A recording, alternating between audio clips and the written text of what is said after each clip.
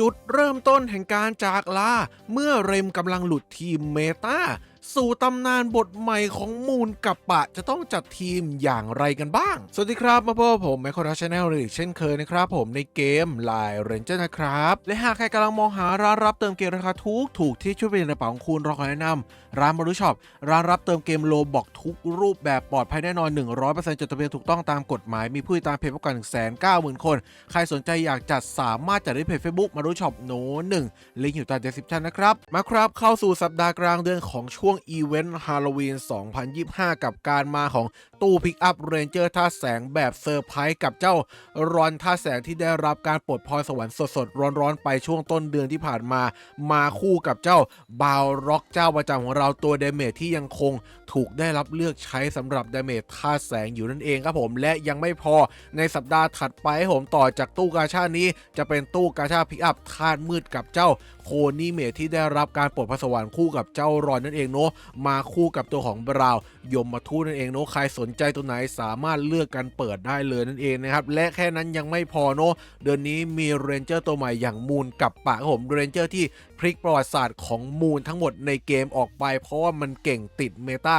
100% นั่นเองครับผมฉะนั้นแล้วในวันนี้เราจะมาทำการอัปเดตเมตากันหน่อยดีกว่าเมื่อมีเรนเจอร์หลากหลายมากยิ่งขึ้นโดยเฉพาะเจ้ามูนกับปะที่การันตีต้องเข้าทีมเมตาฉะนั้นมันก็ต้องมีตัวที่ต้องหลุดออกจากทีมเชกเช่นเดียวกันครับผมมาดูไปพร้อมกันครับว่าจะเป็นอย่างไรเริ่มมาจากของคุณวัดทีมพื้นฐานเมตาจะต้องจัดอย่างไรกันบ้างนั่นเองเนาะบอกได้ว่าหลักสูตรเดิมๆที่ผมสอนเอาไว้ยังคงใช้งานได้อยู่นั่นเองนะครับเริ่มกันจากหลักสูตร4บวก3บวก1บวก1นั่นเองเนาะสูตรนี้คืออะไรบางคนมาใหม่ไม่รู้ขอทวนคร่าวๆละกันนะครับสำหรับ4ของผมคือ4จตุรเทพของเราครับที่ยังคงติดเมตาอย่างยาวนานนั่นเองครับผมตัวที่1ครับผมบอสมืดนอกกฎหมายเก่งกาจดาเมจมืดโนน1เช่นเคยนะครับตามมาด้วยโคนี่สล็อตครับผมตัวสตันโนน1เช่นเดียวกันครับและตามมาด้วยตัวของบาวร็อกครับผมดาเมจท่าแสงโน1เช่นเดียวกันและปิดท้ายด้วยเจ้าเรมครับผมตัวที่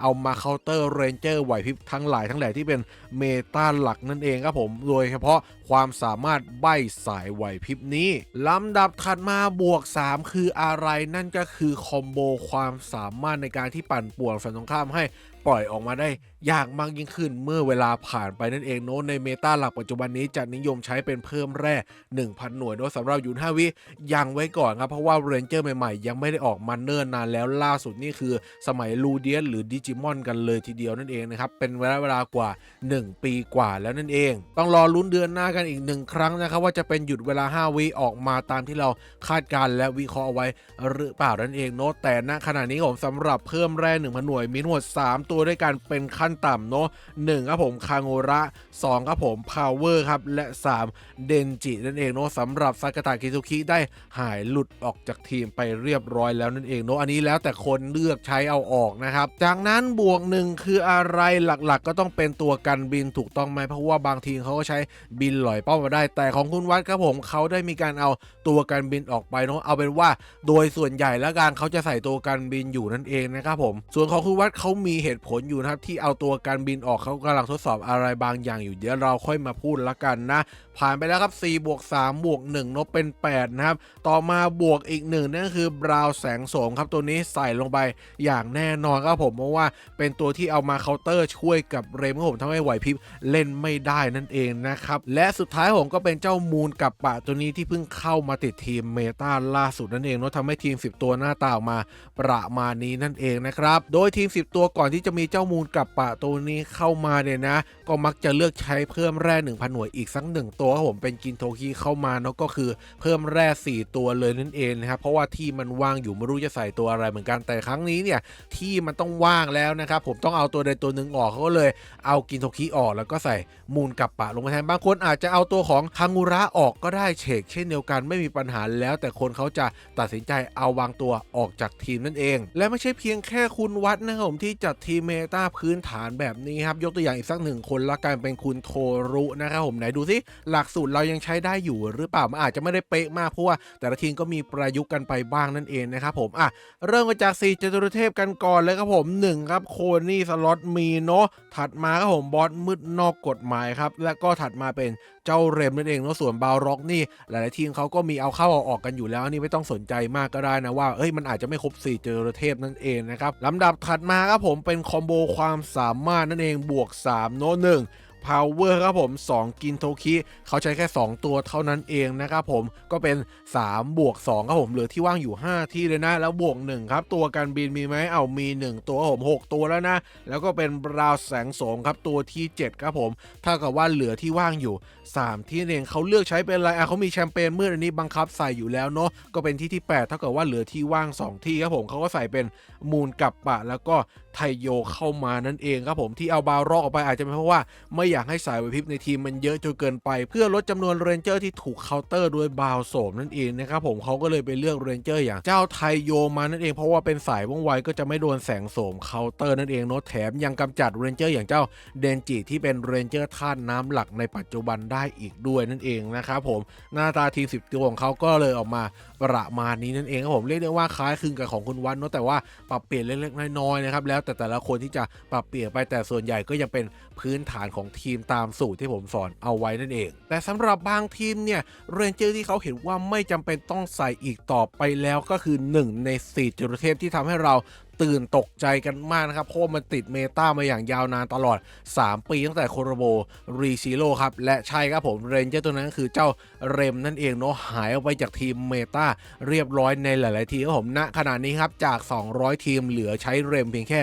100ทีมเท่านั้นครับเหลือครึ่งเดียวเนาะเรียกได้ว่าเป็นสัญญาเริ่มต้นของการโบกมือลาเจ้าเรมนั่นเองเนาะเพราะว่าเมตาหลังจากนี้จะเริ่มเป็นเรนเจอร์สายว่องไวกันเป็นหลักแล้วนั่นเองนะครับผมไหนมาดูซิว่าตีหล่อตีหนุ่มของเราเอาเรมออกไปแล้วจัดทีมหน้าตาออกมาประมาณไหนเอาลองหลักสูตรเดิมกันก่อนนะครับผม4จตุรเทพเหลือกี่ตัวกัน1บอสมืดนอกกฎหมายครับผมแล้วก็2ครับโคนี่สล็อตครับผมเท่ากับว่าเหลือ2ตัวทั่วโน้ตสำหรับบาวร็อกนะครับแล้วก็เจ้าเรมเขาเห็นว่าไม่มีความจำเป็นเอาออกไปเรียบร้อยแล้วนั่นเองนะครับถัดมาบวก3ครับผมคอมโบความสามารถครับใช้ power 1ตัวแล้วก็เดนจิอีก1ตัวเท่านั้นครับผมตัวเก่าอย่างโคราโบกินทามะเอาออกไปทั้ง2ตัวเลยนั่นเองครับผมกลายเป็น2บวก2เท่านั้นเองเนาะถัดมาบวก1ตัวการบินใส่หรือเปล่าไม่ใส่เขาเลือกตัวบินแทนโอเคคล้ายๆกันนะผมกลายเป็น5ตัวเรียบร้อยถัดมาล็อกด้วยบราวโสมนะครับผมเป็นตัวที่6เนาะ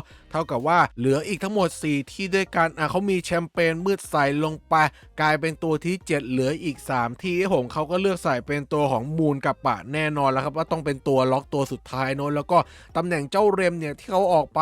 เขาใส่เจ้าเอมิเลียลงมาแทนเนาะหรือก่อนอันนี้เขาเลือกใช้เอนจินก็ได้เช่นเดียวกันนั่นเองเนาะสำหรับเอนจินเนี่ยมาสตาร์ทสายไหวพริบเนาะแต่ว่าไหวพริบบนลีกท็อป10ตำนานเนี่ยเริ่มน้อยลงเขาเริ่มไปเทกับสายว่องไวมากยิ่งขึ้นครับผมเขาก็เลยต้องเอาเอมิเลียมาสตาร์ทสายว่องไวมากยิ่งขึ้นนั่นเองเนาะเขาลองมาเลือกใช้ทดสอบดูแทนนะครับแล้วก็รวมกระทั่งถึงเจ้ารอนด้วยนะครับผมที่เขามาแทนบาวร็อกนั่นเองนะครับผมเพื่อเอามาเคาน์เตอร์กระเด็นถอยหลังสายว่องไวที่เริ่มใช้งานเยอะมากยิ่งขึ้นนั่นเองเนาะเอาเข้าแค่ทีมของเขาเองเนี่ยมีว่องไวกี่ตัวนะครับ1ตัว2ตัวนะครับ power ตัวที่3ครับผมแล้วก็ตัวบินเป็นตัวที่4นั่นเองนะครับบางคนมีไทโยบางคนใช้รูโดอะไรเงี้ยก็เพิ่มเข้าไปอีกครับผมสำหรับจำนวนตัวที่เป็นตัวสายว่องไวนั่นเองครับผมบอกได้ว่ารอนนี้ปวดมากผมเจอแล้วปวดหัวจริงๆนะครับและบางคนเนี่ยก็เห็นว่าเรมเซนคูไม่มีความจำเป็นแล้วในการปั่นป่วนสายไหวพริบเพราะว่าว่องไวมันเพิ่มมากยิ่งขึ้นเขาดันถอดออกไปเลยครับผมแล้วก็ไม่มีตัวตายตัวแทนมาด้วยนะครับผมไหนดูซิคุณนารุมิเขาเป็นอย่างไรครับผมไหน4จตุรเทพครับอยู่กันครบครับโคนี่สล็อตบาวร็อกแล้วก็บอสมืดแต่ไม่มีเรมหรือเซนคูมาเลยหรือแม้กระทั่งตัวแทนที่มาป่วนว่องไวก็ไม่มีเช่นเดียวกันเนาะกลายเป็น3จตุรเทพแทนนะครับผมนะแล้วก็ตามมาด้วยตัวของคอมโบความสามารถใช่ไหมมีตัวของคังุระเนาะแล้วก็ power นะครับผมแล้วก็มีเดนจิเป็นบวก3ตามปกติอยู่นะครับ3บวก3เนาะแล้วก็การบิน1ตัวครับใส่เจมแสงมาเป็นตัวที่7แล้วก็โสมเป็นตัวที่8เนาะแล้วก็มูลกับปะตัวที่9ล็อกเอาไว้และตัวที่10เขาใช้รูเดียครับผมเพราะว่าเดนจิเริ่มใช้งานกันเยอะเนาะต้องเอามากำจัดอย่างรวดเร็วมากยิ่งขึ้นแค่ กับปะอาจจะไม่ทันใจเพราะว่ามันมีกระโดดข้ามกลุ่มหลังแล้วก็ติดพรสวรรค์วิ่งกันเป็นจรวดมากินพื้นที่เร็วนะครับผมแม้จะเข้าเตต้ายืนไกลแต่กับปะมันค้ำให้อยู่ผมทำให้เราดันออกได้ลำบากครับผมแล้วก็โดนคริตายอย่างรวดเร็วอาจจะทำให้พ่ายแพ้เลยก็ได้นั่นเองครับผมดังนั้นแล้วต้องรีบกำจัดเดนจิหรือทำยังไงก็ได้ให้เดนจิตายไวที่สุดแล้วก็รีบพายุกลับไปนั่นเองนะครับผมนี่ก็เลยเป็นการบังคับไกลๆว่าต้องใส่เรนเจอร์ดาเมจไม้เข้ามาในทีมหลายๆทีมด้วยนั่นเองนะครับหรือบางคนมั่นใจในกับปะของตัวเองแล้วก็ไม่ต้องใส่เรนเจอร์ดาเมจไม้มาเสริมก็ได้นั่นเองเนาะกับปะมันก็ฆ่าเดนจิได้ง่ายแล้วนั่นเองนะครับเพียงแต่ว่าเดนจิมันก็ยังมีกำแพงเสริมอีก1ชั้นนั่นคือดื้อด้าน7 วิ5 วินั่นเองนะครับผมโหเรียกได้ว่าเอาสุดจริงๆครับสำหรับเจ้าเดนจิขาดไปไม่ได้ในเมตาล่าสุดจริงๆเนาะและรูปแบบถัดมานั่นคือคอมโบตัดแร่นั่นเองเราต้องบอกได้เลยว่าไม่เห็นการใช้งานมาเนิ่นนานแล้วเพราะว่าส่วนใหญ่เขามักจะใช้คอมโบที่พัฒนาไปอีก1ขั้นแล้วนั่นเองเนาะก็คือพวกเพิ่มแร่ 1,000 หน่วยหรือว่าหยุดเวลา5 วิเพราะพวกนั้นเนี่ยเวลาติด1ทีเนี่ยคือเห็นผลทันทีนะครับว่าเราเริ่มจะปล่อยตัวลำบากแล้วแร่ไม่ค่อยขึ้นหรือว่าปล่อยตัวไม่ได้ติดคูลดาวน์อะไรอย่างนี้เป็นต้นนั่นเองแต่ว่าพวกตัดแร่เนี่ยเวลาติดแล้วมันก็ยังต้องอาศัยเวลาอยู่พักใหญ่ๆเลยกว่าแร่มันจะไม่พอในการปล่อยตัวครั้งถัดๆไปนั่นเองครับคนก็เลยไม่นิยมใช้เพราะว่าติดค่อนข้างช้าโอกาสโดนสวนมันมีมากกว่านั่นเองแต่ถ้าเป็นพวกพันหน่วยหรือหยุด5 วิมันติดทันทีเห็นผลทันควันนั่นเองนะครับผมไหนดูซิว่าคุณชินเขาจัดทีมอย่างไรนั่นเองเนาะ1ครับผมบอสมืดครับ2ไกรทอง3โคนี่สล็อต4บราวช้างนะครับและ5เป็นบาวร็อกนั่นเองเนาะเป็นตัวหลักๆที่ยังสามารถเลือกใช้งานได้ในเมตาปัจจุบันนั่นเองนะครับผมแล้วก็อีก1ตัวที่6ครับเป็นเจมแสงกันบินนั่นเองนะครับผมก็หลักสูตร4+3ยังคงใช้ได้อยู่ไหมก็คล้ายๆละกันเอาไปว่า+3นี่ก็ผสมลงไปใน+4เลยละกันเนาะเพราะว่ามันเป็นคอมโบตัดแร่เนาะรวมอยู่ใน4จตุเทพไปด้วยอยู่ในตัวอยู่แล้วนั่นเองนะผมแล้วก็ตำแหน่งของเจ้าเรมไม่ใช้นะครับใช้ตัวของเอนจินแทนเนาะเพราะว่าเป็นการสตันไหวพริบนั่นเองเนาะอาจจะมี Impact และเห็นผลได้ชัดมากกว่าการใบนั่นเองนะเขาเลยเลือกใช้เอนจินนั่นเองเนาะแล้วมีอะไรเพิ่มเติมอีกนะครับเอาคุณกินมาบัฟวิ่งไวเพิ่มเติมนะครับผมอาจจะใช้แค่ไกรทองบัฟวิ่งไวไม่เพียงพอครับก็เลยเอาคุณกินมาเสริมเพิ่มเติมเนาะแล้วก็ตัวมูลกระป๋านี่ใส่อยู่แล้วเนาะแต่ว่าอาจจะยังไม่มีกงไว้กบก็เลยยังไม่ได้ปั้นนั่นเองครับแล้วก็ปิดท้ายด้วยดาเมจท่านมาอีก1ตัวครับสำหรับเจ้ารูเดียสเนาะแต่ก่อนหน้านี้เขาเลือกเอมิเลียอยู่นะอาจจะอยากสตันว่องไวแล้วก็ไหวพริบแต่ดูเหมือนจะไม่เพียงพอสำหรับในการกำจัดเจ้าเดนจิเขาเลยต้องเอารูเดียสลงมาสนามแทนเนาะเพราะว่ากระป๋าเขายังไม่แม็กนั่นเองเนาะเลยอาจจะเคลียร์เดนจิได้ไม่เร็วมากที่ต้องการนั่นเองต่อมาครับฝั่งหยุดเวลา5 วิกันบ้างผมไม่ต้องพูดถึงตัวของคอมโบตัวหนึ่งเลยนะเพราะว่าเรนเจอร์ตัวใหม่ๆที่ออกมาคอมโบตัวหนึ่งก็ยังไม่ค่อยเก่งเท่าไหร่ตัวเก่าก็เริ่มใช้งานกันไม่ได้แล้วแถมคอมโบก็ไม่ได้ถูกบัฟด้วยทำให้ติดไม่ได้ดีสักเท่าไหร่นั่นเองครับ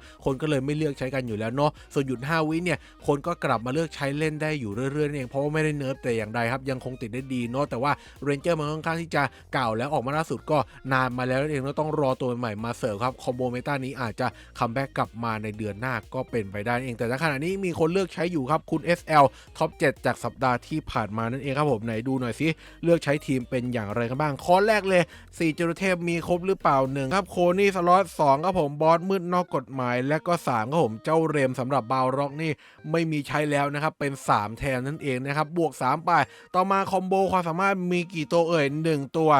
2ตัวใช่ไหมแล้วก็มีตัวที่3ครับผมจริงๆต้องมี4ตัวด้วยซ้ำนะครับแต่ว่าเราขอนับ3ก่อนละกันเนาะเป็น3+3เพราะว่าตำแหน่งการบินเราแยกไปอีก1ตำแหน่งก็คือเป็นตัวมูลไดเอทนะครับผมเป็นทั้งหมด7ตัวแล้วนั่นเองเนาะถัดมานะครับผมเป็นตัวของมูลกับปะส่วนเจ้าโสมนี่เขาไม่ได้เลือกใช้งานนั่นเองนะครับเท่ากับว่าตอนนี้มี8ตัวแล้วเนาะแล้วก็เอา power มาเสริม damage ทุบลงไปอีกและปิดท้ายด้วยไกรทองครับผมที่มีตีปกติเจาะทะลุป้องกันเรนเจอร์สายพลังนั่นเองนะครับผมหน้าตาทีม10ตัวเขาก็ออกมาประมาณนี้นั่นเองครับผมก็ถือว่ายังตรงตามหลักสูตรอยู่นะครับผมไม่ได้ผิดเพี้ยนไปมากแต่อย่างใดเนาะแต่ว่าปรับเปลี่ยนไปค่อนข้างที่จะเยอะนั่นเองซึ่งหลายคนอาจจะมีคำถามสงสัยว่าเมื่อพูดถึงทีมหยุด5 วิเนี่ยทำไมไม่ยกตัวอย่างเป็นคุณยูกะเหมือนอย่างเช่นเคยล่ะก็มีเหตุผลรองรับอยู่นะครับลองดูทีม10ตัวของเขาสิณขณะนี้ไม่ใช่ทีมเมตาหยุด5 วิเหมือนอย่างเคยแล้วครับผมและเขามีการปรับเปลี่ยนเกิดขึ้นเนาะเพราะในสัปดาห์ที่ผ่านมาเนี่ยคุณยูกะเขาไม่ได้ใช้เจ้ามูลกับปะปั้นแล้วล่ะแต่ว่ายังไม่เอามาลงสนามลองใช้งานทีมรูปแบบเก่าๆที่เป็นเมตาแล้วคนเนี่ยมาตีแพ้เขาค่อนข้างที่จะเยอะเนาะแล้วก็ติดท็อป10ตำนานมาอยู่หลายสัปดาห์เลยนั่นเองนะครับผม